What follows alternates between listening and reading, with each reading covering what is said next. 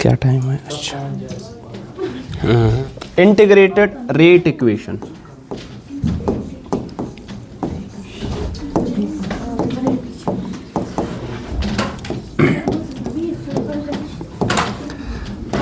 इससे पहले हमने डिस्कस किया था डिफरेंशियल रेट इक्वेशन, और हमने वहां पे देखी थी कि रेट लॉ कैसे हम फाइंड करते हैं एक्सपेरिमेंटली। ठीक है, तो रेट लॉ को हम कैसे एक्सपेरिमेंटली फाइंड करते हैं, क्योंकि रेट ऑफ द रिएक्शन आप दे सकते हैं it's equal to rate constant times concentration of reactant to the power n, where n is the order. n कौन सा? हाँ, it is integrated rate equation. ये इंटीग्रेटेड t, ठीक है। अच्छा यहाँ, ठीक है। अब रेट कैसे हम दे सकते हैं? It is minus times decrease in concentration of reactant per unit time. यह आ जाएगा रेट कौन सा, जितने भी रिएक्टेंट्स है उनका पावर क्या आ जाएगा? n, were n is the order. देखिए ये जो रेट हमारे पास है ये कौन सी रेट है? It is the differential rate. It is the differential rate. और आपको मालूम है कि डेरिवेटिव जब भी हम फाइंड करते हैं, कैसे हम फाइंड करते हैं derivative? It is nothing but it is the slope of the tangent. Slope of the tangent किस करो को? टू द कौन सी करो हमारे पास होगी? कंसंट्रेशन वर्सेस टाइम करो। ठीक है, लेकिन इसको फाइंड करना डिफिकल्ट होता है। क्यों डिफिकल्ट होता है? ये मसा था आत्मजवे, ये कर प्रॉब्लम, हाँ ये कर प्रॉब्लम था बन। इसको फाइंड करना डिफिकल्ट हमारे पास है, क्योंकि देखिए अगर आपके पास कंसंट्रेशन वर्सेस टाइम आपके पास करो है, with time concentration of reactant decrease होता है, आपको यहाँ पे slope of the tangent find करना होगा। ठीक है, तो यहाँ पे जो रेट निकलेगी वो कौन सी रेट होगी? That will be the instantaneous rate. So हमारे पास यहाँ पे rate constant, concentration of reactant और रेट के दरमियान रिलेशनशिप है using instantaneous rate, that is the differential rate. लेकिन इसको कैलकुलेट करना बहुत मुश्किल है। तो हमारे पास एक ऐसी इक्वेशन होनी चाहिए जो कि सिंपल अलजेब्राइक इक्वेशन हो, जहां पे रिएक्टेंट्स की कंसंट्रेशन, चाहे वो इनिशियल हो चाहे किसी भी इंस्टेंट ऑफ टाइम पे हो, उनके दरमियान एक सिंप्लीफाइड एक्सप्रेशन हासिल हो। तो हम क्या करते हैं? हम इसी डिफरेंशियल रेट इक्वेशन को क्या करते हैं? इंटीग्रेट करते हैं। We just integrate. आप बोलोगे इंटीग्रेशन तो मुश्किल है, लेकिन इंटीग्रेट करके हमें क्या ऑब्टेन होता है? We obtain simplified expression. हमें एक आसान एक्सप्रेशन मिलती है जहां पे आप रेट कांस्टेंट हो, टाइम हो, इनिशियल कंसंट्रेशन हो, किसी भी इंस्टेंट पे टाइम हो, किसी भी इंस्टेंट पे टाइम हो, किसी भी इंस्टेंट पे कंसंट्रेशन हो, निकालनी होगी किन की? रिएक्टेंट्स की। उनके दरमियान जो हमें एक सिंप्लीफाइड रिलेशन मिलती है, उस रिलेशन को हम कहते हैं इंटीग्रेटेड रेट एक्सप्रेशन या इक्वेशन भी आप कह सकते हैं। ठीक है, अब ये डिपेंड करता है आपके पास कि ऑर्डर कैसा होगा रिएक्शन का, उसी हिसाब से इंटीग्रेटेड रेट इक्वेशन भी हमारे पास डिफरेंट आएगी। ठीक है, तो पहले हम इंटीग्रेटेड रेट इक्वेशन देखेंगे किन के लिए? सर जीरो ऑर्डर के लिए। तो यहां पे देखेंगे हम integrated rate equation for zero order reaction. Zero order reaction,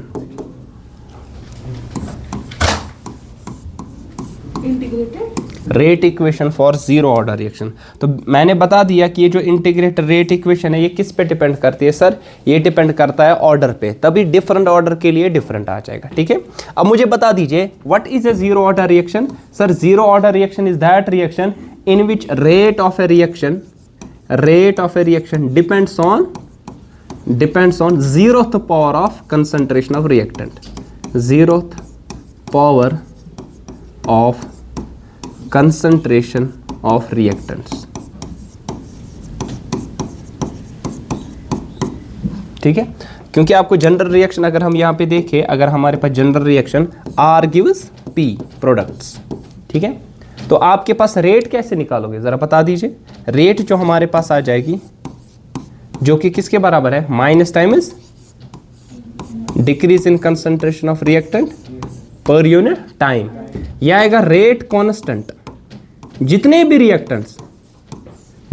reactants इनका पावर क्या आ जाएगा? Sir zero. क्योंकि n का वैल्यू यहाँ पे कितना होगा सर 0, 0 ऑर्डर के लिए हमारे पास n का वैल्यू सर 0 होता है। ठीक है, अब ध्यान रख लीजिए, इसको हम ऐसे लिखिए minus times decrease in concentration of reactant per unit time, यह आ जाएगा k into anything raise power 0 किसके बराबर होता है सर 1, वो 0 1, k इंटू 1 इज k। ये क्या कर रहे हो, ये क्या कैसा, अच्छा ठीक। अब यहाँ पे क्या आ जाएगा decrease in concentration of reactant, ये आपके पास क्या आ जाएगा, ये dt उधर जाएगा माइनस k इंटू dt के बराबर आ जाएगा। ठीक है, या तो पीछे बैठो मत उसके साथ करो व्यू मत है वैसे यास ना खुद से गसा ना इस डोक त्राउन से गसा,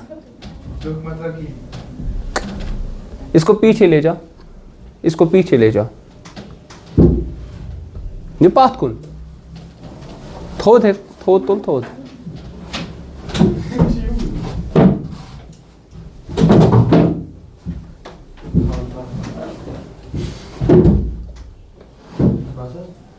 व्यू व्यू कामरान मामा को डोक मत रहा था ना साचु जवान बे खड़ा पान शाबाश। तो ये आ जाएगा डी आर का वैल्यू माइनस के डी। अब क्या करेंगे सर, इसके बाद इंटीग्रेट। ठीक है, now we will integrate both sides. अब इंटीग्रेट करेंगे, यहाँ लिमिट्स आ जाएगी। कैसी लिमिट्स मुझे बता दो। कंसंट्रेशन जो होगी ना ये वेरी होगी, कहाँ से कहाँ तक, इनिशियल से फाइनल। सो हमारे पास यहाँ पे कि लिमिट्स जो आपके पास आ जाएंगे, यहाँ पे लिमिट्स आ जाएंगे सर। कंसंट्रेशन का आ जाएगा आर नॉट से लेकर कहाँ तक, आर तक किसी भी इंस्टेंट पे। और टाइम क्या होगा तब, t is equal to sir 0, और यहाँ कुछ टाइम होगा t is equal let suppose capital T या स्मॉल t। ठीक है, अब क्या आ जाएगा इंटीग्रेट करके, देयरफॉर हमारे पास क्या आंसर आने वाला है, आप बता देंगे इंटीग्रेशन ऑफ डी आर कहाँ से कहाँ तक sir, it will be from R naught से लेकर आर तक। यह आ जाएगा किसके बराबर सर, यहाँ पे इट विल बी माइनस के डी टी। इसको इंटीग्रेट करना है। जब टाइम का वैल्यू क्या था सर 0, तब आर नॉट था। जब टाइम का वैल्यू क्या था सर t, तब कंसंट्रेशन आर थी। ठीक है, अब इंटीग्रेशन dx किसके बराबर होता है, dx की इंटीग्रेशन x, तो dr की क्या आ जाएगी r। So it will B r, कहाँ से कहाँ तक, r नॉट से r तक। माइन k तो बाहर निकलेगा, इंटीग्रेशन dt क्या आ जाएगा t, तो अपर लिमिट है t, lower limit 0, t minus 0 it is t। अब यहाँ पे करो, अपर लिमिट क्या है r, लोअर लिमिट क्या है r नॉट, ये किसके बराबर आएगा, माइनस के टी के बराबर। अब यहाँ पे आपके पास एक इक्वेशन निकली इनके दरमियान रिलेशनशिप, या आप ऐसे लिख सकते हैं sir, concentration at any instant of time, ये किसके बराबर आएगा, minus K T plus are not के बराबर आ जाएगा। ठीक है, this is the simplified expression. ठीक है, what is this R, it is the concentration at any instant of time. What is this R naught, initial concentration. What is K, rate constant, and what is T, that is the time. मेरे ना simplified expression जो कि आपके पास different variables को आपस में क्या करता है सर, relate करता है। ठीक है, देखिए अगर आपको rate constant के बारे में मालूम है तो कहीं ना कहीं आप rate को भी निकाल सकते हैं। क्यों, क्योंकि आपको पता है rate जो आपके पास है वो कैसे निकालते हैं, रेट कांस्टेंट में जितनी भी कंसंट्रेशन है रिएक्टेंट टू द पावर 0 1 2 जो भी आपके पास होगा। ठीक है, क्योंकि रेट कांस्टेंट नहीं मालूम है आप नहीं निकाल सकते। अगर रेट कांस्टेंट निकालना तो इस एक्सप्रेशन फॉर 0 ऑर्डर रिएक्शन के लिए यूज करना पड़ेगा। अगर इसको देखें, इसका अगर हम ग्राफ देखें, ध्यान रख लीजिए, इसका ग्राफ अगर हम डालने की कोशिश करें, it is dependent, that is y minus M x plus c. देखिए क्यों, देखिए y इज डिपेंडेंट, इंडिपेंडेंट क्या है, टाइम, क्योंकि टाइम चेंज होगा कंसंट्रेशन भी क्या होगी सर, चेंज। और स्लोप कितना है यहाँ पे k, and that two is decreasing. और c intercept r not, initial concentration क्या रहेगी सर, कांस्टेंट। तब अगर आपने 10 मोल से स्टार्ट किया तो 10 मोल है, ये एक फिक्स्ड वैल्यू। ठीक है, फिर विद टाइम तो डिक्रीज होता जाएगा। बता दीजिए ग्राफ इसका कैसा आ जाएगा, y is equal to M X minus M x plus C, slope decreasing. Intercept कितना है सर, इंटरसेप्ट का वैल्यू, शाबाश, इंटरसेप्ट का वैल्यू आर नॉट, तो यहाँ पे ये आर नॉट आ जाएगा, और ये विद टाइम क्या होगा सर, डिक्रीज। और इसका स्लोप जो होगा आपके पास सर, सपोज ये एंगल थीटा है, तो स्लोप जो इसका आ जाएगा जो कि किसके बराबर होगा, tan of the angle slope किसके बराबर यहाँ आएगा, माइनस के के, दैट टू इज डिक्रीज, ठीक है। और यहाँ टाइम एक्सीज और यहाँ कंसंट्रेशन एक्सीज आपके पास आ जाएगी, ठीक है। सो ये है इंटीग्रेटेड रेट इक्वेशन किन के लिए sir, for zero order reaction, ठीक है। इस तरह हमारे पास क्या है sir, first order reaction. Sir एक मिनट उतारो।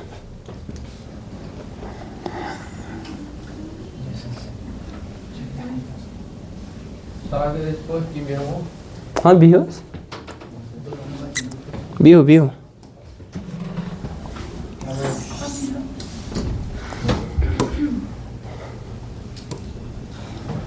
अब आपके पास आ जाएगा इंटीग्रेटेड रेट इक्वेशन फॉर किसके लिए sir, first order reaction, first order reaction.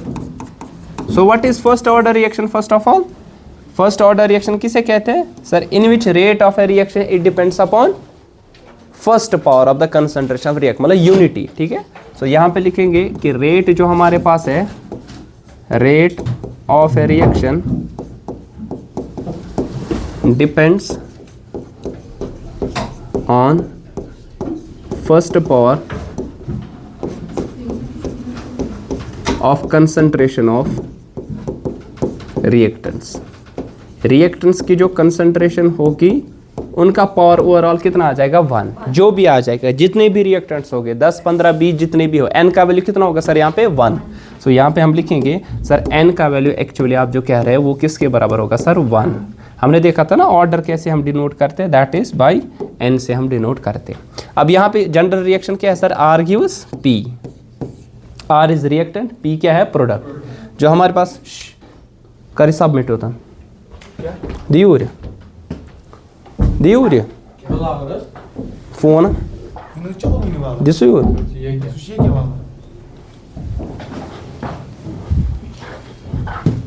तम ये ना मौक वो चलान सतन ये कंस ना फोन सो सबमिट ये कर पे क्लास पे निवान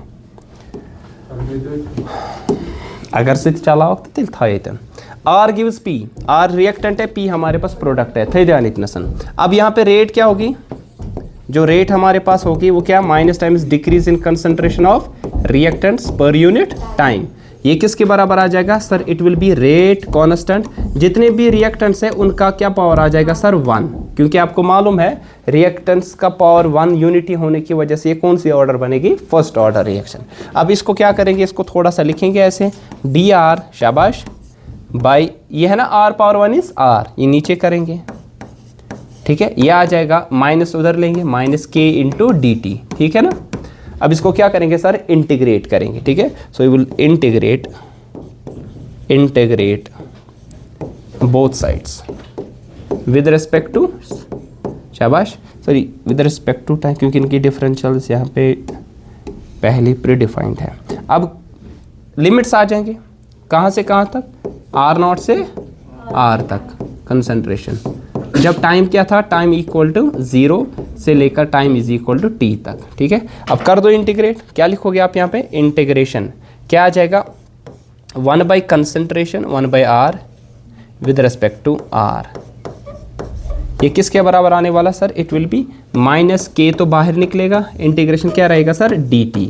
कहाँ से कहाँ हमें इंटीग्रेट करना है सर, टाइम इक्वल टू क्या था सर 0, तब कंसंट्रेशन क्या थी सर R0, जब का टाइम क्या था सर T, तब कंसंट्रेशन क्या थी सी R। आपको मालूम है what is integration 1 by X with respect to x, ln x, ठीक है। Integration of 1 by X with respect to x, it is ln x, 1 by x with respect to x, it is ln of x. What do you mean by ln of x? It is log to the base e, to the base e आ जाएगा, ठीक है। अब इसको लिखिए यहाँ पे, sir क्या आ जाएगा यहाँ पे, what is integration 1 by r with respect to r? It will be ln of r, ठीक है। कहाँ से कहाँ तक हमारे पास आ जाएगा, r0 से लेकर r तक, माइनस के, शाबाश। what is integration dt? t, upper t minus 0 it is t। आई बात समझ। यहाँ इंटीग्रेशन कांस्टेंट नहीं आया क्योंकि ये डेफिनेट इंटीग्रल है, नताशा तो बूझ में इंटीग्रेशन कांस्टेंट आता है, लेकिन यहाँ लिमिट्स है तो यहाँ इंटीग्रेशन कांस्टेंट नहीं आएगा। अब इसको क्या लिखेंगे, ln of upper limit that is r, शाबाश, माइनस ln ऑफ r0, ये किसके बराबर आएगा, माइनस के टी के बराबर। ठीक है, अब एक आपके पास इक्वेशन ये निकली जो इनको कोरिलेट करता है। इसको थोड़ा सा डिफरेंट वे में हम लिख सकते हैं, log A minus log B या ln A minus ln B किसके बराबर, ln of A by B. तो ये आएगा आर शाबाश बाई आर नॉट आएगा ना सर, यह आ जाएगा माइनस के इंटू टी के बराबर। अब लॉन को अगर हम लिखेंगे, लॉन का मतलब क्या होता है, log to the base E. तो आप लिखोगे सर इसको log to the base E, यहाँ आएगा R by sir R naught. ये किसके बराबर आएगा, माइनस के इंटू टी के बराबर। अब आपको मालूम है सर, अगर ध्यान रख लीजिए, if a power m is equal to b, तो log of b to the base a ये किसके बराबर होता है सर, एम। ध्यान रख लीजिए, अगर a पावर m है बराबर b, तो log of b to the base a किसके बराबर, m। सो अगर ऐसे log of r by R naught ये चीज़, तो ये चीज़ मेरे पास सारी क्या आ गई सर, b आ गई ना, और ये बेस क्या है e, तो मेरे पास क्या आ जाएगा answer, r by R naught, इसका वैल्यू क्या आएगा, e to the power minus K T आएगा ना सर। तो हम लिखे कि concentration at any instant of time, ये किसके बराबर आएगा, R naught, that is the initial concentration, into E to the power minus K T के बराबर आ जाएगा। सो ये आपके पास है रिलेशनशिप किस किस के दरमियान, initial concentration, concentration at any instant of time, और यहाँ पे रेट कांस्टेंट के दरमियान। ठीक है, आई बात समझ। इसको थोड़ा सा हम डिफरेंट वे में भी लिख सकते हैं सर। ये वाली इक्वेशन लेंगे पहले सर, कौन सी ये जो हमारे पास थी, दैट इज लॉग, हाँ लास्ट में उतारना इकट्ठे सर, यहाँ पे आ जाएगा लॉग ऑफ सर, ये था ना E R by R naught, ध्यान रख लीजिए, ये था माइनस के टी के बराबर। अच्छा लॉग जो है ना, लॉग को कन्वर्ट कर सकते, लॉग टू द बेस ई है ना, इसको कन्वर्ट कर सकते हैं टू द बेस 10 में। तो कैसे करना है, 2.303 से मल्टीप्लाई है ना सर। तो यहाँ आ जाएगा लॉग आर बाई शाबाश R naught to the base 10, ये आएगा माइनस के टी के बराबर। तो हम लिखिए फिर यहाँ पे r बाई आर नॉट का वैल्यू किसके बराबर आने वाला है sir, it will be equal to, ये डिवाइड होगा तो 10 टू द पावर शाबाश क्या आ जाएगा, माइनस के टी बाई 2.303। इस तरीके से भी आप इसको लिख सकते हैं। ठीक है, आवा का समझ। अच्छा और एक तरीका लिखने का है, वो क्या है सर, देखिए आपको ये इक्वेशन निकली, अगर आपको रेट कांस्टेंट निकालना होगा तो कैसे निकालेंगे रेट कांस्टेंट का वैल्यू, यहाँ पे, या अगर इसका ग्राफ डालना होगा, क्या निकला आपको सर, हमें ln of R minus ln of R naught, ये निकला किसके बराबर, माइनस के टी है ना, विच वन, ये को लॉन ऑफ आर और ये डिपेंडेंट है, यहाँ आएगा माइनस के इंटू इंडिपेंडेंट है टाइम, प्लस आएगा लॉन ऑफ आर नॉट। इशू ना ये तरीका तो इशू ये ना, इस तरीके से sir y is equal to minus M into X plus क्या आ जाएगा सर, c आएगा ना। अब यहाँ पे इसका ग्राफ डालो जो अभी डाला था हमने उसके लिए। ठीक है, सो कैसे, स्लोप क्या है, नेगेटिव, स्लोप नेगेटिव तो डिक्रीजिंग आ जाएगा, स्लोप नेगेटिव तो डिक्रीजिंग। इंटरसेप्ट कितना आएगा ये value, ln of R naught है ना सर, तो इशू इंटरसेप्टेशन लॉन ऑफ आर नॉट, और यहाँ कंसंट्रेशन लॉन ऑफ आर है, और विद रिस्पेक्ट टू टाइम, और स्लोप कितना है, जो यहाँ का स्लोप है कंपेयर करूँ, स्लोप कितना आएगा, minus M, that will be minus K बराबर आ जाएगा। ठीक है, हाँ ठीक है, बस।